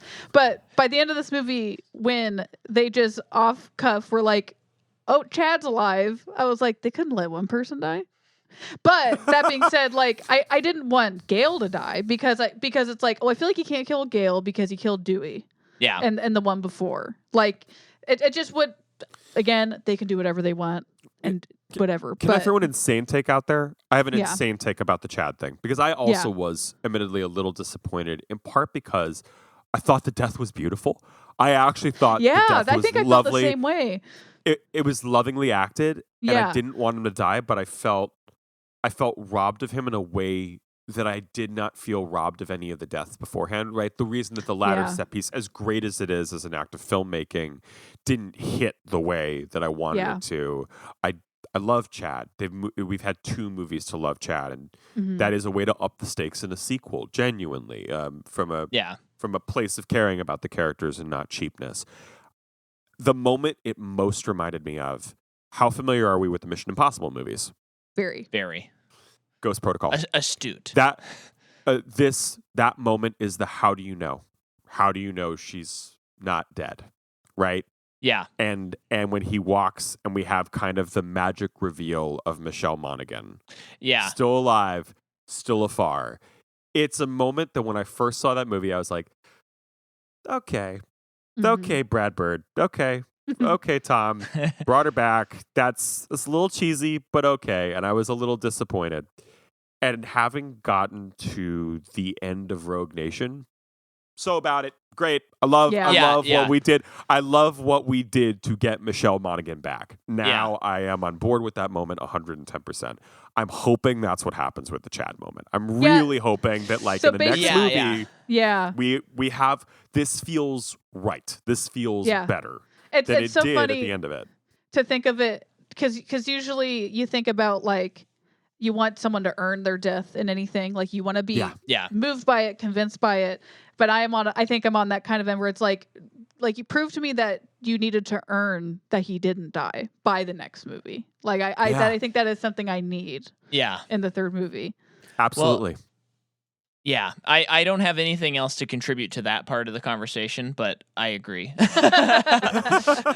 But another thing because this movie is certainly not without its clever moments. Even me walking out with sweat pouring out of me, grabbing napkins out of the theater, wiping my brow, I knew like, okay, I'm not sure what I think about this movie, but there's still a lot of clever stuff. And one of them, and maybe I'm just not as well versed in the slasher, so maybe you'll say no. There's a bunch of examples of this, but that last sequence, the last act. They're there, and the moment where I'm forgetting the character names, but is it Jenna? Jenna Ortega? Jenna Ortega. Oh my gosh, Tara. my brain is not. Yeah. Tara and Sam. So yeah, they're holding hands on the balcony. Yeah. And you're like, oh man, they're the damsels in distress, like they're gonna die. They're the final girls, Well, I mean, I knew they weren't gonna die, but you're sitting there, and then they have that knowing look where it's like, let's kill him, let's do this. And then they let go, and it's like, oh no, the final girl is like going after the guys now. Yeah. Guys being Ghostface. And I was like, that's pretty clever. That's cool. And it was such a beautiful screenwriting moment of symbolism kind of showing up out of nowhere, totally earned of the you need to let me go. But the letting me go means I take a knife out of your pocket and I drop down and I stab some dude in the mouth. I was like, yes. That was a great moment in the movie. I loved it. It's the moments in this movie are as good as anything in a Scream movie. It's like moment to moment. There's some unbelievable stuff in this, like really fun fucking stuff. I mean, the freaking subway the tension on the subway was unbelievable. Mm-hmm. That was such a fantastic scene. Mm-hmm. Yeah. Have we seen before? So we're not New Yorkers, but Sure. the simple fact of living in New York City and being with a group of people when it's really busy down there and so easily getting split up felt like such a New York thing to add tension, like natural tension. Yeah. That is every single situation but getting stabbed. And let me be clear, universe, I am not looking to add this one to the list. So this is not a call to action, but like the getting separated from friends by a train door. When it's rush hour, you just pushed enough body lengths away that you might actually lose the person.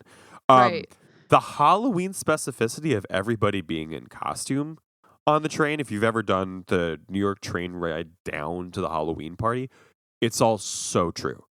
And Cool. it's all very tense. And that was the great New York moment of the movie for me. Yeah. It's one of my favorite scenes in the movie.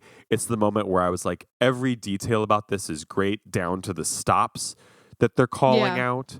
And the distances were impeccably measured. Like oh God, I'm dropping the J-bomb. I went to Juilliard, which is how I know the one train so well. I had to ride that shit to Lincoln Center all the time. Yeah. And so I was sitting there like digging my nails into my legs because I'm going, God damn, they measured out the lengths. They measured out the lengths so the train wasn't stopping and starting. So like, great. It's so fucking spot on. Ooh, that hit me right in the That's what I want to hear. Well, and speaking to the costumes, something I love, and this is something all the Scream movies are good at. But this one I thought was good too because you're seeing all these other costumes. Is this is the thing that they talk about on Freedom sometimes, where they're talking about like how when you watch like a sitcom, everyone has like the best costumes in the world. Mm-hmm. And when I was watching this, I was kind of actually looking for that, and I'm like, no, these are all believable. Like these like are DIY. people that could do a DIY like red balloon raincoat. Yeah, I see it. Yeah. Michael Myers, yes, like all of that. My biggest reach of a take for this whole movie and its thesis about who actually gives a fuck about movies in these is that in that section, right, with the just okay costumes, we see somebody with a just okay Babadook costume in the background. Yeah. And the movie never makes a thing of it. I'm like, the Babadook was the action hero line of Scream 5. And I still think the Babadook's a better movie. Yeah. The camera doesn't linger. No one says anything. Yeah. No thing from Mandy.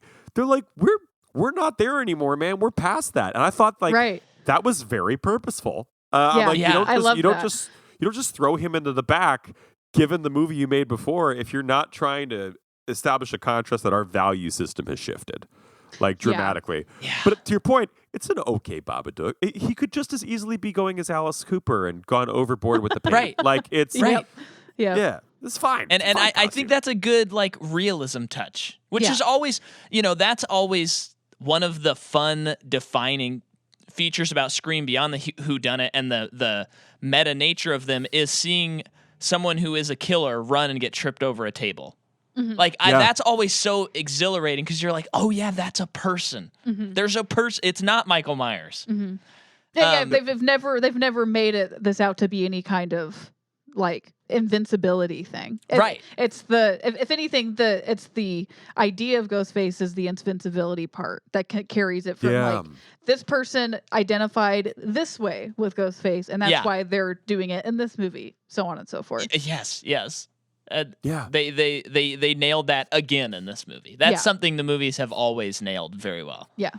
And when they're really leaning into that, this movie soars, right? I think the bodega set piece to me is another unbelievable example. And I know there was some chatter about, Ghostface with a shotgun, but now that we know who the killers are, and now that we can almost certainly presuppose that was good old cop dad wielding the shotgun. Oh, yeah. Right.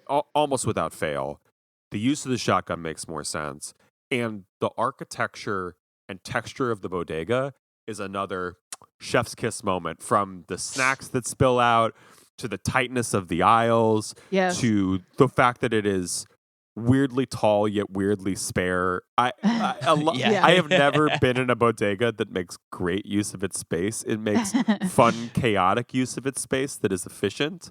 Like toilet paper on top of the soda cooler. You know what I mean? Like Right, that's right. how we bodega. And that's the bodega production design and energy of that scene.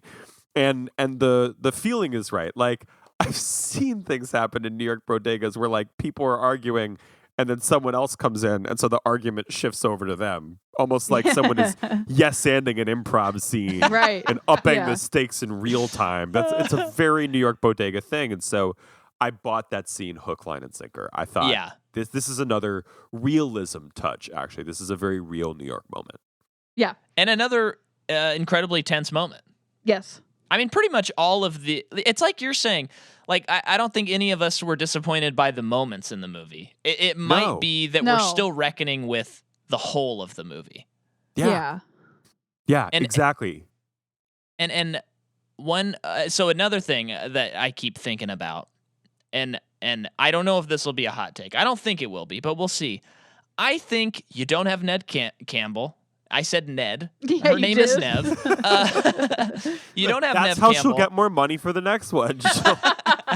She'll sign Ned she Campbell. They got to throw puts $4 on a million bucks mustache, in. shows up, and is like, "Hey, I want to try out for this movie."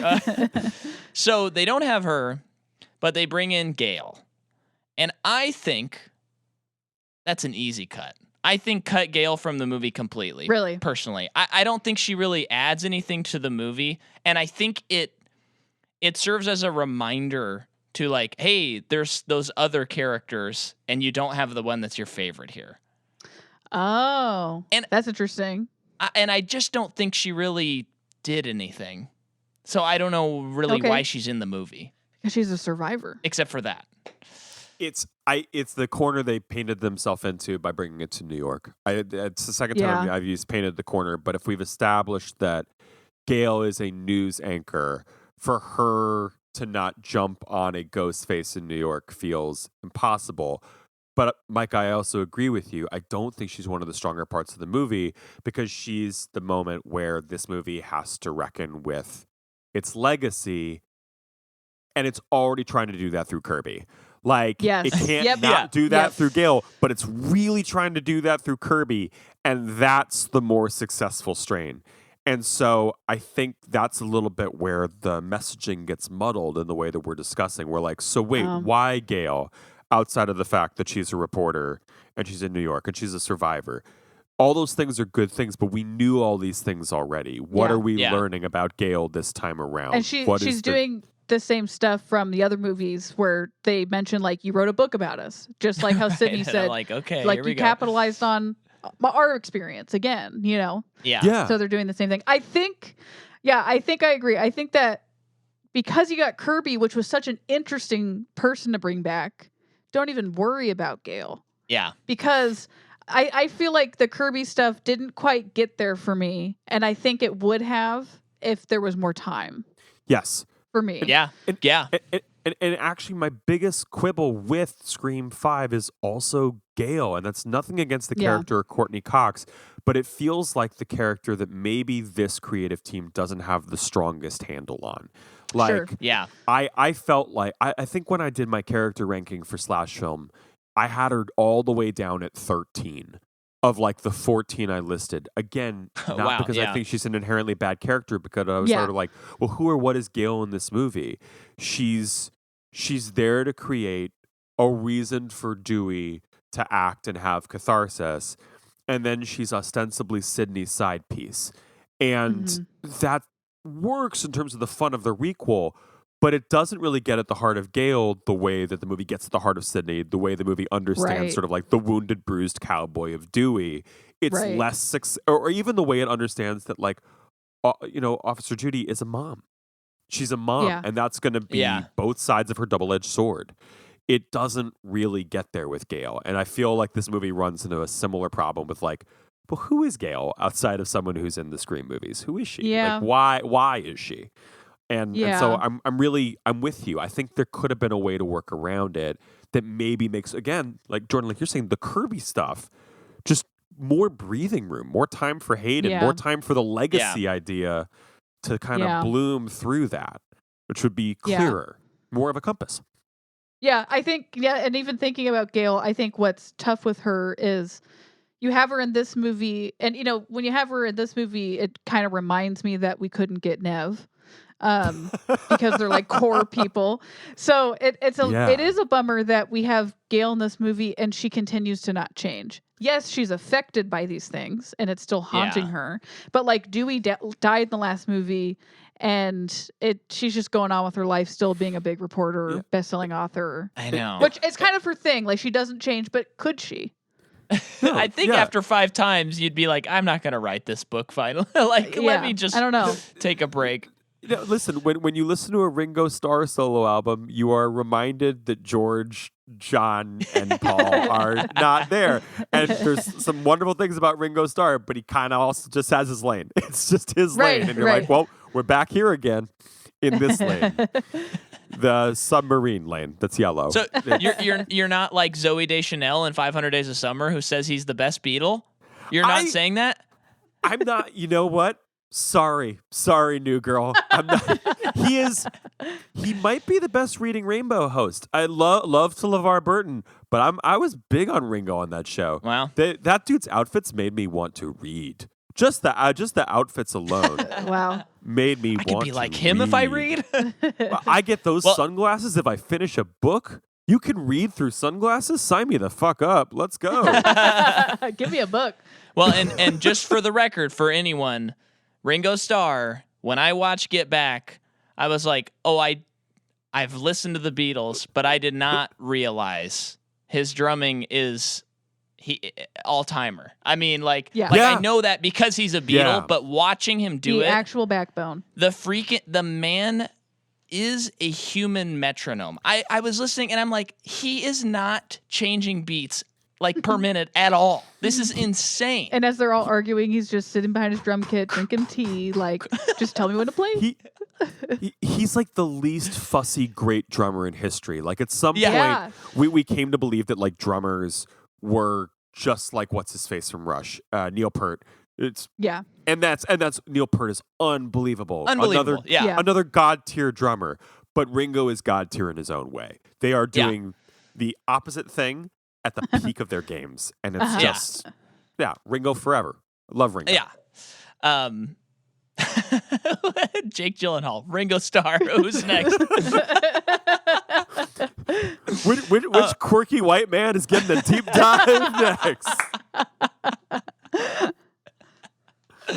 Oh man. Well, I think the final thing that I have on my bullet points of things I wanted to discuss, and for me this is very quick, is I actually didn't miss Sydney in this movie. And I don't know if you guys did either, but it felt to me, and this is why the Gale thing kind of hurt even more, hurt the movie even more, is it felt like, if we are, it kind of felt like the Last Jedi message where it's like, if we're going to keep telling these stories, we have to pass this on and keep going. We can't just keep referencing stuff. And so when they bring in Gale, I was like, I felt that they had so much to work with that I didn't miss Sydney either. But you said earlier, Scott, if they were gonna have Nev in this movie, there was a reason. So if she was gonna be in this movie, it would have been great. But since she wasn't, and I like what you were saying too, where it's like they gave Sydney a happy ending, and then kind of everyone else. I like that take a lot. Yeah. So. Yeah, while watching the movie, it's like they got so much stuff they got to work through. I wasn't even thinking about Sydney. Yeah. Oh, she's with her kids and husband. I'm relieved. That's what I felt. Yeah, and she makes the smart decision. I love that they gave her a happy ending and they gave her intelligence, which is Sydney Prescott knows she has to go to Woodsboro in the last movie because she really and truly wants to end it once and for all. And she's there because of Dewey. We're going to go execution style, track him, let's do this. If somehow this shit is coming to my home, I'm gone. I'm not staying around. I'm taking the kids and I'm going. I've done this enough. And that respects Sydney the character as well as Sydney getting her happy ending. And I just adored that. And to that end, I didn't miss her. I felt like I didn't know at the end of, and I don't know how you guys felt about this, when we were finishing Scream 5, I was like, if that's truly the last Scream movie, I'm happy. Not because I want this to end, but because it mostly felt like a fitting ending for all its characters. Yeah. And I was so happy we didn't take that away from Sydney either. That we find out she's kept her happy ending and made the smart call. And I'm like, good. You deserve it. You deserve it. We already have a trilogy of movies that just ran the final girl back in her elder years in the David Gordon Green Halloween movies. So I really don't need the Scream movies to do that either. Yeah, I agree with that. It's a side note, but that's another reason I find it refreshing. No, I like that even to compare it to that. And I think that Sam and Tara's characters, I mean, more Sam more than anything, like, she has enough. Like, she's a great enough character that we don't need to have Sydney back because we're insecure about her carrying the movie. She's great. I think it speaks volumes that none of the three of us have had anything to say about Sam and Tara ill or anything. Yeah. We're talking about the movie, but like basically because like Sam and Tara work. Like Sam and Tara absolutely. Sam and Tara I love every great. Time they're on screen. Yeah. They're great. It's sort of incredible that this team in 2 movies has carved out a set of sisters that were like, just keep going. And we want you to keep going. We want to see you more. We want you to thrive. Yeah. Like, they fucking rule. They're great. Mm-hmm. Well, I'm such Sam and Tara fans. Chad and Mindy are the same for me. Like, when they quote got killed, I was like, you know what, this does suck because I would love to see them in the next one that they inevitably make. Yeah. And even though, you know, I was kind of with you where it was like, this is kind of weird that nobody died. I am like, well, that's pretty cool. We get to see. It is interesting. We get to see. I forget his name, but Cuba Gooding Jr.'s son again. Mason Gooding. Mason Gooding. Yes. Yeah. I want to see him in so much. Yeah, he's great. Is he in anything else that I'm missing? Probably a lot. I am not very familiar with the Mason Gooding filmography, and I feel like of the 4 of them, he's done the least. I do feel fairly confident saying that. I know Melissa's got the new Carmen coming out. Jenna is obviously everywhere.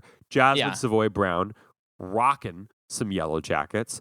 I know that Mason Gooding was in Ballers and Love Victor, but neither one of those hit the cultural capital of the stuff he's in the other Booksmart, ones if you are don't doing. remember that. That's right. That's right. Yeah, yes. that was a big one for us. That was like the first thing you and I had seen him. Yeah, and we were like, this guy looks so familiar. Then we look it up. Not and only we're that, like, we were like, he's talking in a certain way. Yeah, he's got all the mannerisms. Yeah, he freaking has charisma. Like, look it up in the dictionary, and you're gonna see his face, man. I know. I love wazoo. That sequence where he's trying to get his boy noticed at the party before swooping in and saving him from, what is his name? Date Rape Rob? What do they call him? Something like that. I do call that. It's like just like genuine movie star shit. Yeah. It was a moment where I was like, oh, Mason Gooding can be a movie star. He's his one Top Gun Maverick away from carrying. I was thinking of that movie. Projects. He could have been in that. He could have been in that. And not how Manny Giacotto is in it and somehow never seen or saying a line. Did you guys know that? Yeah. Yeah. Weirds me out every time. He haunts the movie. He haunts the movie. Like the Jaguars haunt Jason. It's great.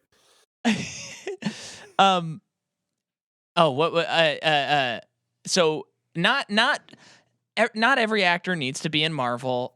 I know that. I know that with what I'm about to say. But do you have, off the top of your head, can you think of any characters that you would be like, wow, if Mason was doing this, that would take it to the next level? Honest to God, the first character that came to mind for me was a DC character. Oh, and okay. it was, if we're going to get rid of the current continuity with Black Adam, let Mason be a young, hot, fun Hawkman. Let's do young Hawkman before he becomes so austere. Let's let him be a lover. Let's let him be charming. Hawkman was Guy Pearce. Was Aldous Hodge. Pierce Brosnan, right? Aldous Hodge. The guy Aldous with Hodge. the Hawkwind. I'm forgetting that I deleted that movie from my brain. That's understandable. It was a bad movie. That's a survival move on your part. Oh yes, I think I remember him now. Yeah. Yeah, I think there's No, we've already done Hulkling. I was gonna be like Mason Gooding could actually in a vacuum be a great, really fun Hulkling. That would be really cool. I feel like there's someone else who should be occurring to me. Would he be a good Johnny Storm? Maybe. Oh shit! Yes. Yes. Okay. Yes. He'd be kind of a great Johnny Who's Storm, Johnny wouldn't Storm? he? The Human Torch. Oh, and what fucked me up is he's kind of got the Thing's build, and he's not a great thing, but yeah, he's a perfect Johnny Storm. He's fantastic. Right? Yeah. Oh, holy shit! I would bow love down that. at that take. That is it. Yeah. Like, cut it, print it. Just fuck it. Well, Listen, and for the it- record, the record for you, I contend. I still think that Jonathan Groff needs to be Mr. Fantastic, and no one is doing this. But after seeing Matrix Resurrections, I was like, that's Mr. Fantastic. Okay, so like, give me a Jonathan Groff, Mr. Fantastic, a Mason Gooding, Johnny Storm. Oh yeah, this is already working. I have long secretly wanted Jack Black to be the Thing, but he's too old in this. oh my gosh, I wish. It would. Wow, that's good. I've never thought of that. I've wanted that for so much longer than I have words for it. I want it with every bone in my body.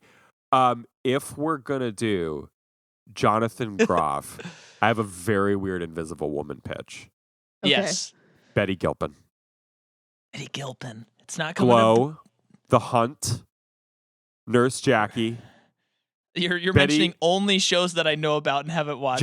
Jonathan Groff is like so beautifully smarmy and doe-eyed that I want a Sue who doesn't take his shit but clearly loves him, who can play on that level, right? Because they're not just going to be the earnest. They're not going to be the straight up earnest Storms. That's not what Jonathan Groff does. You need a Sue who's genuine but can also meet him at that level, and that's Betty Gilpin. And she's got the classic look for it. I love it.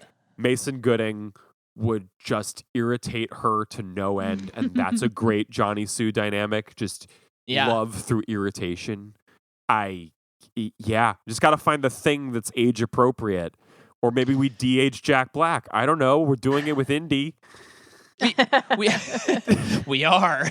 We just got to get him into the Orange Rock stage, and then we're fine. We take all the episodes of The Sopranos, and they just deep fake James Gandolfini as the Thing.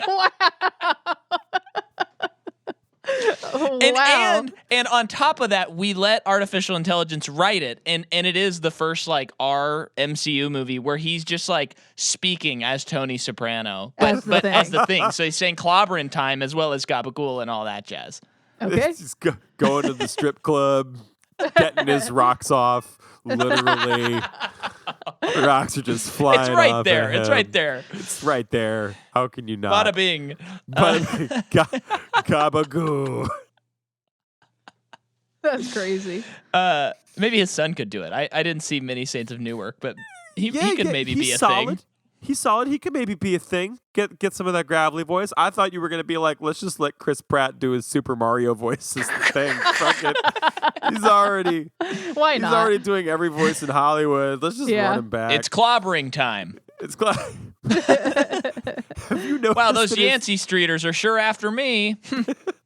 I'm slowly coming around to the opinion that it's going to be like listening to Shakespeare. Once we're 10 minutes into the Super Mario Brothers movie, no one's going to care. Our ears will have adjusted. Yeah. But until that moment, I will forever be twerked by how much in a vacuum his Mario sounds like Linda Belcher.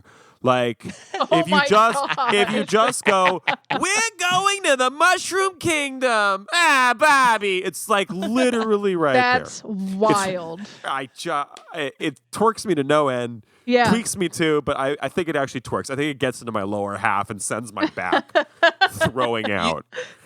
Linda Belcher, you know what? Serious pick. John Benjamin as the Thing. Wow. Yes. That Oh, would it'd be so cool. That would D.H. be great. John Benjamin.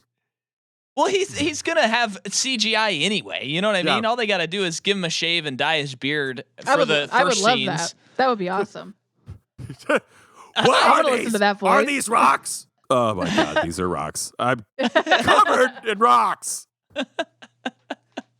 Love that. Johnny, So now this we is took bad. on Fantastic Four, Jake Gyllenhaal. I mean, you're getting it all, folks. Mhm. Stacked episode. But Stacked it's- like Mason Gooding's muscles. Also Josh Nagara's. Yeah, Nice guys finish yoked. I will say I think I've said my piece on Scream 6, but I'm happy to keep talking if we have more that we haven't touched on yet. That wasn't a like defeated sigh. That was a thinking sigh. No, I thank you, Scott, for all the wonderful things you've said. I went into this because Micah came into this like I think I really hope Scott can help me like see this, and I'm like I don't know, I don't feel like changing my mind, but I feel more hopeful. And what's funny is I don't think you have either. Haven't rewatched Scream 5 since it came out. I did. You did on our trip back from Paris. Oh, okay, you did. I haven't, and I would love to. Which was weird because I was like, I hope no kids are seeing this because I forgot that the violence in this is absolutely bonkers. It's wild. Oh, it's But nuts. I definitely would. By the time the third movie comes out, I want to have rewatched both. And Yeah. It's opened my eyes. Yeah, I think I mean I went from like this is okay to like no I like this. Yeah. And I'm hopeful Yeah. on both a rewatch and what they do with 7. Yeah. I'm hoping that on my rewatch this maybe lands in my top 3. I think it's in the top 4 for me. I think it really is. And Wow. I think it's still the first two or no, not the first two. It's the 2 Screams that are my top 2. Right? It's the original Scream and this last one are my favorite 2 Screams. Yeah. And I'm wondering if this is going to crawl its way into number 3. Wow. Who knows?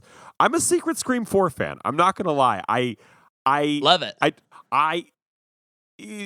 What is it? The guy who made Network, Pollock, Sidney Pollock, Yeah. had some quote about how all Sidney great Lumet? movies. Sidney Lumet. Right? There we go. Yeah. Yeah. Sidney Lumet. Easy to confuse. Understandable. Said all great movies are angry in some way, shape, or form. Maybe they're quietly angry. Maybe they're very loudly angry. But he believed all great movies were angry. And Scream 4 is such an angry movie. It really Yeah. is. It is. It is spiteful. And I think the parts of it that are the most spiteful are actually incredible filmmaking and really fucking fascinating. So not out here to shit on Scream 4. Scream 4 can get it. No, on our the guests that we had on that, I'll shout them out, Mike Natali and Tom Lorenzo, who hosts You're Missing Out podcast, the Film Registry podcast. They were on that and they were pointing out all of the stuff that in 2011 about like not fan culture, but like the internet and fame and the strive for fame. And they were kind of like, the movie was ahead of its time. And when they contextualized it, I rethought about it and I'm like, oh yeah. And this was before the 5th Scream. I was like, yeah, this is the second best easy. Yeah. So we love Scream 4 over here too. Yeah. It's just Scream 3 that I just can't really handle. That one, swing and a miss. Swing and a miss. Scott Foley and a ghost sheet. It's, we Creed on the soundtrack. It was inevitable. You gave us Freddy Krueger. You can have a Scream 3. It's okay. I'm not going to be mad at you. Damn right. You're damn right. But you were about to say something. I was just thinking. I'm just thinking out loud. Like this conversation has made me like the review in this movie, Scream 6, the reveal of it being Richie's dad and like sister and stuff. Even that at that point, I was like, I don't really care about that either. By that time, I felt the same way. But this has kind of changed my perspective a little bit, and I think a rewatch will only benefit from it. Where it's like, well, why? Like in a way, like why would this ghost face be someone from Sydney's past? Sydney's not even here. It would be someone from Sam and Tara. Oh, that's a good. Yeah, So that seems like an obvious point, but that's a good point. I don't know, like why I would want it to be someone else for those That's the reasons, torch passing, but right? Like that's literally this is the first time that we're really going to pass the torch to someone that is connected just to Sam and Tara and go, this is the lineage, and it's super close because we're only at the beginning of the story. We can't reach so far. I'm more back. on board with that now. Yeah.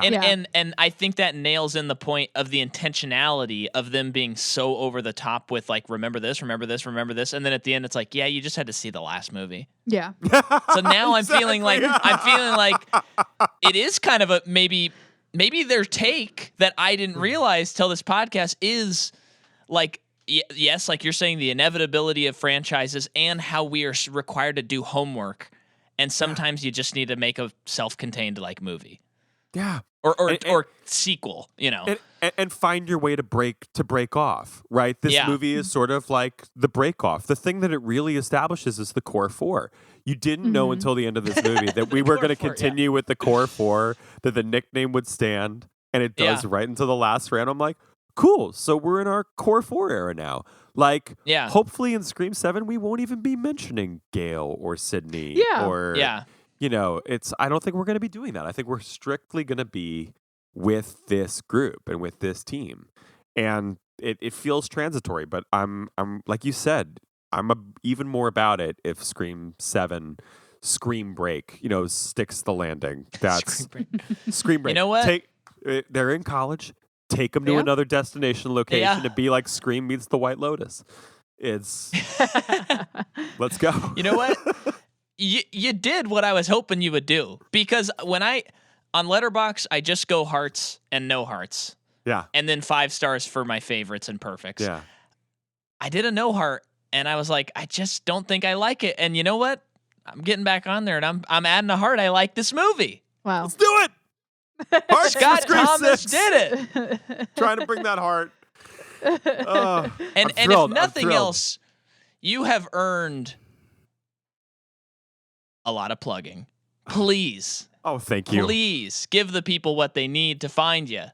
Oh, man. Well, listen, on Twitter at OG Scotty T, I'm never leaving the bird site. Too many good things happen per day. You can find me at that same tag on the Letterboxd. If you're interested in checking out the acting work I do, October 6th, 2023, we'll see if I'm in the movie True Love, starring John David Washington, Allison Janney, so many people. Wow. It is. I cannot say anything else about the movie until the trailer drops, but just get ready. Get ready. Nothing left behind on this one. I will also be starting to do bylines at Collider. I think by the time this episode comes out, I was with Slash through December, heading on over to Collider now. Going to be doing some stuff there. Got some other journalism stuff in the works that I can't talk about yet, but it's exciting. And I will be writing about all of it on Twitter and Instagram at OG Scotty T. And one last one. Wait, this comes out Friday? This comes out Friday? This Friday, yeah. Okay, so a general plug. If you're in the New York area, follow Entirely From Memory on Instagram. That's my group. We are at Littlefield in Brooklyn once a month, recreating movies from memory and then letting the audience make it impossible for us to do that. We're literally doing The Dark Knight on Thursday. So I think the day before this podcast comes out, the audience will be random casting us in that movie, feeding us lines we have to use, calling for deleted scenes. It's like a community theater troupe, failing with dignity. And it's a joy that for sounds amazing. Cinephiles. And I think improv can be just impossible to watch, and I pride us on being a watchable, if not sincere, form of theater. On top of awesome people who are very, very funny. So yeah, if you're a Brooklyn listener, DM me. I got your tickets on the first round. Let's do it. Great. Whoa. Okay. Well, make sure and do it, folks, and also listen to the Infinity podcast. Oh yeah, Jesus Christ! I forgot that. It was you were so lovingly mentioned at the top, but yeah, the Infinity podcast. Yeah, Rachel Quirky Schenk, the best wrestler / podcast co-host there is, currently covering The Last of Us and Grogu. Oh, I'm sorry, The Mandalorian, but Grogu. we're mostly discussing. Apparently, we're a Pedro Pascal podcast because I guess so. That's what it sounds like. Just talking. Why not? Nothing wrong with that. Yeah, we'll get Rachel Leishman on. Pedro Pascal can come on our show anytime. It's great. And for fans of our show, you remember Rachel? She's on our Batman and Robin episode and our Fast and Furious Tokyo Drift some of our fave episodes of people. So Yeah. you're probably already listening to the Infinity Rachel podcast. helped us a lot with Furious. 3. She was on 3. Oh, Tokyo. yeah, I know, but specifically helped us immensely just with liking that movie a lot more. Oh, yeah. And like kind of understanding the franchise because we were so early on and we were like, Rachel, help. Yeah. We're so early on and we hate it. We were new to Fast and Furious until last year. It's a lot. It is. It was a lot. Those movies have gone from DVD thieves to sending Tyrese and Ludacris into space. Yeah, It's really been so much. Yeah. What a journey we've been on. And then for our listeners, just to keep you on the schedule, next week we interrupt our regularly scheduled franchise of the Three Colors trilogy to bring you another series that we are covering, which is Shazam! Fury of the Gods. We're caught up on DC. So, and then we have a week of John Wick Chapter 4, and then we finally finished the Three Colors movie. So that's where you're at on Patreon, patreon.com/Micah We did our picks of the Oscars, so you can listen and see what we got right and what we got wrong, if any. I don't know. You have to sign up to find out. Someone might have done really well. You did pretty well. Yeah. You did pretty well. All right, everybody. Thanks for listening. And come on. Trying to think of a good Scream thing. Come on. Improv. Yes, and us out of this episode, for the love of God. Thanks for listening, everybody. Bye.